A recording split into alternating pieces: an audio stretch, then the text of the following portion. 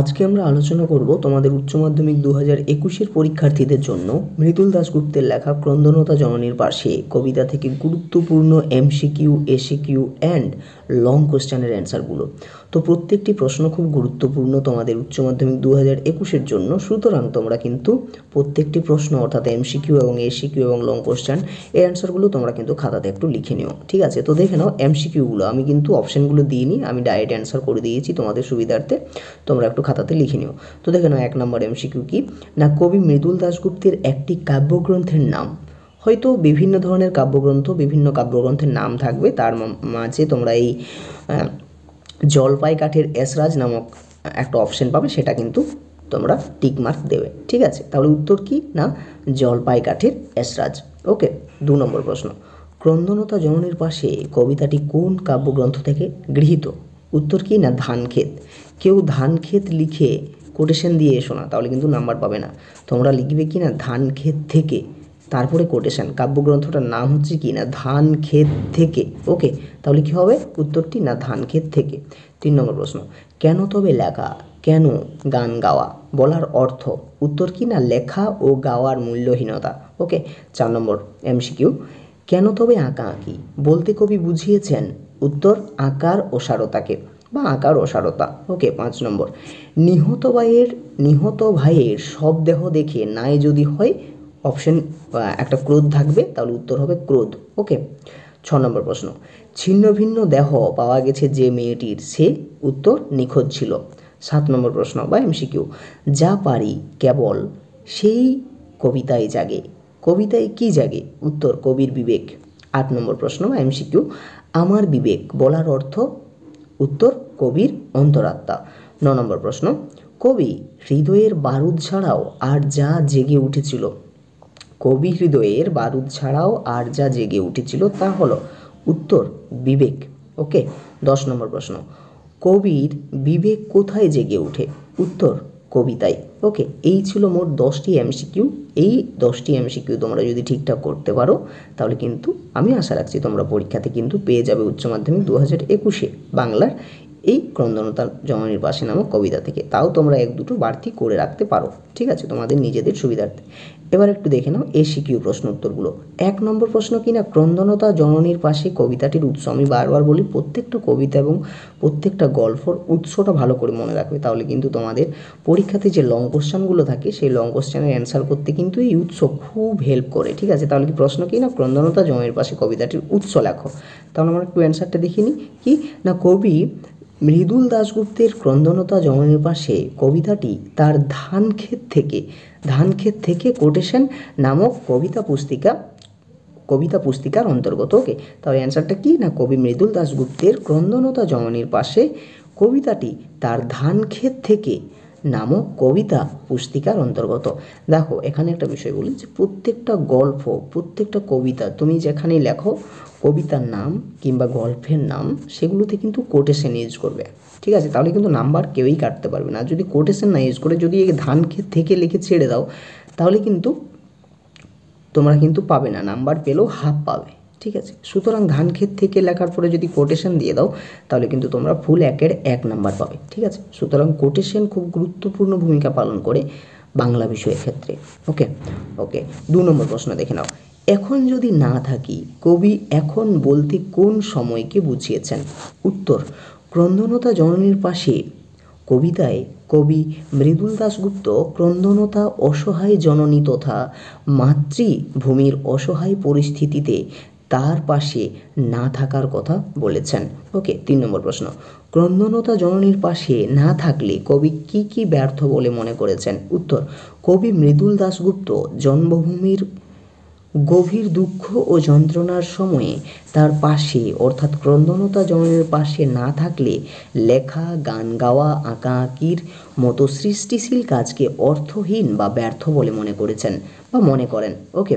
4 নম্বর প্রশ্ন দেখে নাও, কেন ভালোবাসা, কেন বা সমাজ, কিসের মূল্যবোধ, কোন মানসিক যন্ত্রণা থেকে কবি কথা বলেছেন? উত্তর, ক্রন্দনতা জননীর পাশে কবিতায় নিহত ভাইয়ের সব দেহ দেখে মানুষের ও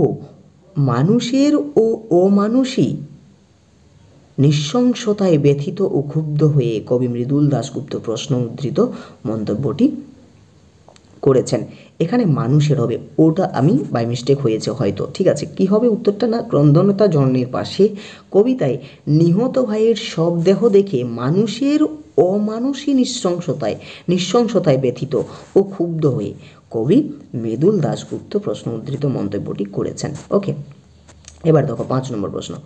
কবি আমি তা পারি না, কবি কি পারেন না বা কবি কি পারেন না? ওকে, অ্যান্সার দেখে নাও। ক্রন্দনতা জননীর পাশে কবিতায় কবি মৃদুল দাশগুপ্ত নিখোঁজ মেয়েটির ছিন্ন ভিন্ন মৃতদেহ দেখে বিধির বিচার চেয়ে আকাশের দিকে তাকিয়ে থাকতে পারেন না। খুব গুরুত্বপূর্ণ প্রশ্ন কিন্তু এটা। ওকে, 6 নম্বর প্রশ্ন। যা পারি কেবল কে কি পারেন? ওকে, উত্তর দেখে নাও। মৃদুল দাশগুপ্তের ক্রন্দনতা জননীর পাশে কবিতার লেখা কবিতায় নিজের বিবেককে জাগিয়ে রাখতে পারেন এবং নিজের লেখনীর মাধ্যমে প্রতিবাদী বিস্ফোরণের মতো তাণ্ডব ঘটাতে পারেন। ওকে, দুটো প্রশ্নই কিন্তু ইম্পর্টেন্ট, প্রত্যেকটি প্রশ্ন গুরুত্বপূর্ণ খুব, ঠিক আছে। এই প্রশ্নগুলো মাস্ট বি তোমরা পরীক্ষাতে করে নিয়ে যাবে, ঠিক আছে। যদি করে নিয়ে না যাও তাহলে কিন্তু পরীক্ষার পর এসে বাড়ি এসে খুব পস্তাবে, আমি আগেই বলে রাখলাম। সুতরাং মাত্র 10টা এমসিকিউ 10টা এসিকিউ দেওয়া রয়েছে, এগুলো ভালো করে নিয়ে যাও। আমার বিশ্বাস তোমরা কিন্তু পরীক্ষাতে পেয়ে যাবে। না পেলে একবার কমেন্ট করে এসে জানাবে, তখন গালিগালাজ করবে, কিচ্ছু বলবো না, ঠিক আছে। এবং এক্সট্রা কিছু পড়ে রাখবে, ঠিক আছে, এক্সট্রা করে রাখতেই হয়। এগুলো কোনো সাজেশন নয়, এগুলো হচ্ছে ইম্পর্টেন্ট প্রশ্ন উত্তর, যেগুলো ইম্পর্টেন্ট এই কবিতার থেকে সেগুলো। আমি এটা বলি না যে আমি সাজেশন দিচ্ছি, আমি কোনোদিন সাজেশন প্রোভাইড করি না, আমি জাস্ট ফর ইম্পর্টেন্স দিই, ঠিক আছে, যাতে তোমরা ইম্পর্টেন্ট প্রশ্নগুলো ধরতে পারো। ওকে, 7 নম্বর প্রশ্ন দেখে নাও। সেই কবিতায় জাগে আমার বিবেককে কে কার সঙ্গে তুলনা করেছেন? ঠিক আছে, এটা বিবেককে একসাথে হতো, বিবেককে কার সঙ্গে তুলনা করেছেন? উত্তর ক্রন্দনতা জননীর পাশে কবিতায় কবি মৃদুল দাশগুপ্ত বিবেককে বিস্ফোরণের জন্য প্রস্তুত বারুদের সঙ্গে তুলনা করেছেন। ওকে, 8 নম্বর প্রশ্ন। আমি কি তাকাবো আকাশের দিকে বিধির বিচার চেয়ে বক্তা কার কাছে জানতে চেয়েছেন? ওকে, উত্তর ক্রন্দনতা জননীর পাশে কবিতায় কবি মৃদুল দাশগুপ্ত নিজের বিবেক বা অন্তরাত্মার কাছে এই প্রশ্নের উত্তর জানতে চেয়েছেন। 9 নম্বর প্রশ্ন। কেন তবে লেখা, কেন গান গাওয়া, এরূপ বলার কারণ কি? উত্তর ক্রন্দনতা জননীর পাশে কবিতায় কবি মৃদুল দাশগুপ্ত মনে করেছেন বিপূর্ণ আক্রান্ত স্বদেশের প্রতি দায়বদ্ধতায় ভালোবাসায় যদি শিল্পী তার সৃষ্টিশীলতার মাধ্যমে প্রতিবাদ না জানায় তাহলে লেখা, আঁকা, গান এইসবই অর্থহীন হয়ে যায়। 10 নম্বর অর্থাৎ শেষ এসিকিউ।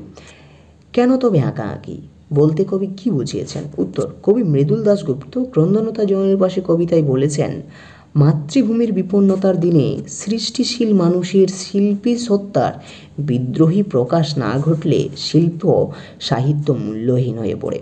ওকে, এই ছিল মোট 10টা এসিকিউ। এবার একটু তোমরা লং প্রশ্নগুলো দেখে নাও, বড় প্রশ্নগুলো, যে এই ক্রন্দনতা জননীর পাশে নামক কবিতা থেকে কোন কোন প্রশ্নগুলো তোমরা এবার উচ্চ মাধ্যমিক 2021-এর জন্য রেডি করবে। তো দেখে নাও 1 নম্বর প্রশ্নটা কি, না ক্রন্দনতা জননীর পাশে কবিতায় হতো ক্রন্দনতা জননীর পাশে কবিতায় কবি জননীকে ক্রন্দনতা বলেছেন কেন?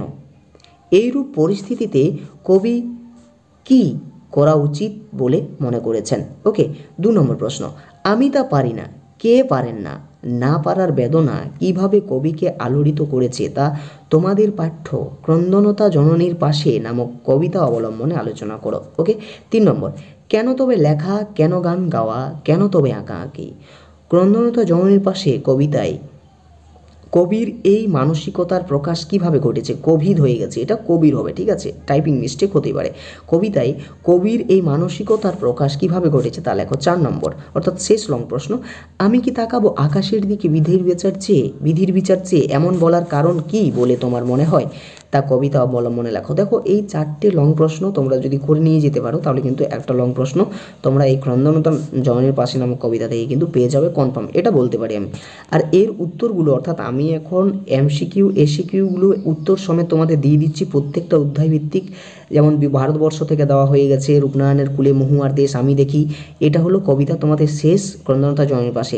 প্রত্যেকটা থেকে এমসিকিউ এসিকিউ আমরা কমপ্লিট করে নিই, তারপর লং প্রশ্ন যতগুলো হবে প্রত্যেকটা একদম সারি সারি করে লং প্রশ্নের অ্যান্সারগুলো আমি খাতাতে লিখে যাতে করে 4.5 করে নাম্বার পাও 5-এর মধ্যে, ঠিক আছে, 4.5, 5 এইরকম যেমন খুব ভালো একটা নাম্বার তুলতে পারো, সেরকম একটা পরিস্থিতি আমি একটা নোটটি বানিয়ে নিয়ে কিন্তু তোমাদেরকে আমি প্রোভাইড করব, ঠিক আছে, যাতে করে তোমরা একদম পুরো পিডিএফ আকারে আমি বানিয়ে দেবো, পিডিএফ করে নিয়ে তোমরা কিন্তু পিডিএফ থেকে লিখে নিবে, ডিসক্রিপশনে লিঙ্ক দেওয়া থাকবে পিডিএফের, তখন কিন্তু তোমরা সেখান থেকে ডাউনলোড করে পিডিএফটা লিখে নিবে, ঠিক আছে, কিংবা প্রিন্ট আউট করে বার করে নিতে পারো তোমাদের সুবিধার্থে, ঠিক আছে।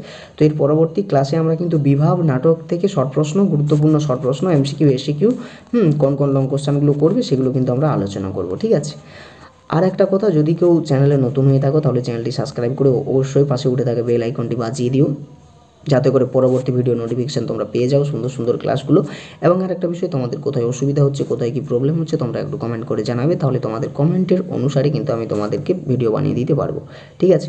ঠিক আছে, চলো ফিরে আসছি পরবর্তী ক্লাসে, ততক্ষণ অবধি ভালো থাকো, ভালো থাকার সাথে সাথে পড়াশোনা করো। আর একটা বিষয়, যে সাজেশন ভিত্তিক কোনোদিনই যাবে না, ইম্পর্ট্যান্ট দেখো, ইম্পর্ট্যান্ট আমি একটা ভিডিও বানিয়ে দেবো কীভাবে তোমরা ইম্পর্ট্যান্ট বিষয়গুলো বার করতে পারবে, ঠিক আছে। তোমরা যদি এরকম ধরনের বিষয় চাও, বা কীভাবে তোমরা টেক্সট বুক ভালো করে পড়ে কমপ্লিট করতে পারবে, কীভাবে টেক্সট বুক পড়ার প্রতি মানে মনকে বসাতে পারবে, ঠিক আছে, টেক্সট বুক পড়ার প্রতি আগ্রহীশীল হতে পারবে, এরকম যদি কোনো ধরনের ভিডিও চাও, বা কীভাবে তোমরা একটা ভালো নাম্বার পেতে পারো, কীভাবে পড়ার স্ট্র্যাটেজি তোমরা করবে, এই ধরনের ভিডিও যদি চাও তাহলে অবশ্যই তোমরা কিন্তু কমেন্ট করে জানাবে।